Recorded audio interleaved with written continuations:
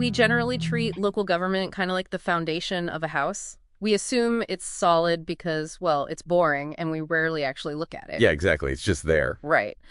But today we are doing a deep dive into a 2026 forensic report out of Orange County. And it reads less like a standard audit and honestly more like a mafia script. Oh, absolutely. It's wild. And shows what happens when the people hired to inspect that foundation are the exact same people secretly chipping away the concrete to, sell it. Yeah. So, okay, let's unpack this. Because understanding how a husband and wife duo managed to completely hijack millions in pandemic relief funds, it reveals a terrifying fragility in the local institutions making decisions about your daily life. It really does. I mean, you're looking at a completely closed-loop system of oversight here. Yeah. To understand how they systematically siphoned off these funds, you first have to look at this unprecedented concentration of power in a single household. Right, the dual pillars of power. Exactly. So on one side, you have former county supervisor Andrew Do. He held extreme legislative discretionary power over District 1 budgets. Huge amounts of money. Billions. And then you have his wife, Cheri Pham. She ascended to assistant presiding judge, overseeing the county's criminal operations and bail schedules. So basically, one family essentially holds the keys to the town bank and the sheriff's office at the exact same time. That is the perfect analogy. And what's fascinating here is how this dual tower of influence practically paralyzed the county's standard oversight mechanisms. Because people were just too scared to say anything. Well, yeah, if you're a local bureaucrat, you are sandwiched between the legislative head steering budgets and a judicial head shaping criminal policy. To the staff tasked with keeping an eye on things, their combined authority made them appear, completely untouchable. Wow. But even unchecked power usually needs an opportunity, right? And here, the catalyst was the massive flood of COVID-19 emergency funds. Yeah, that sudden influx of cash. Exactly. Under the guise of feeding vulnerable seniors, Andrew Do bypassed public bidding entirely. He awarded over $10 million in relief funds to a nonprofit called the Viet America Society, or VAS. Right, which was run by his 23-year-old daughter. Which is just crazy, a 23-year-old. The U.S. attorney literally called it a Robin Hood in reverse scheme.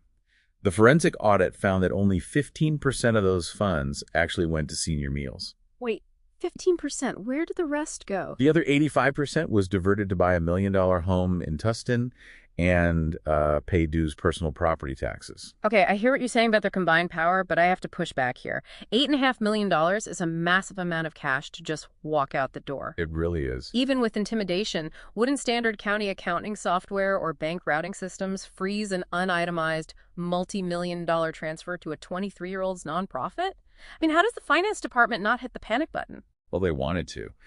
But the audit revealed how Do's top aide, Chris Wangsaporn, essentially ran a Godfather-style machine. A Godfather machine? Yeah, it wasn't just passive silence. If a mid-level procurement officer flagged a vague invoice from VAS, Wangsaporn wouldn't just ignore it. He actively threatened their job security. Oh, wow. That is bold. And the county actually had a fraud hotline that received nearly 1,500 tips. But those tips went straight into a black hole because the people receiving them reported directly to the officials committing the fraud. That is unbelievable. But, a system built entirely on intimidation eventually cracks once independent forensic auditors step in. And the fallout was absolute. Oh, definitely. The house of cards collapse. Right. Andrew Do is currently serving a 5-year federal prison sentence. His daughter admitted to mortgage fraud. And Judge Pham... She wasn't criminally charged, right? No, but emails caught her plotting to blast reporters who were uncovering the scheme. So she was quietly sidelined from court leadership down to a family law courtroom. Wow.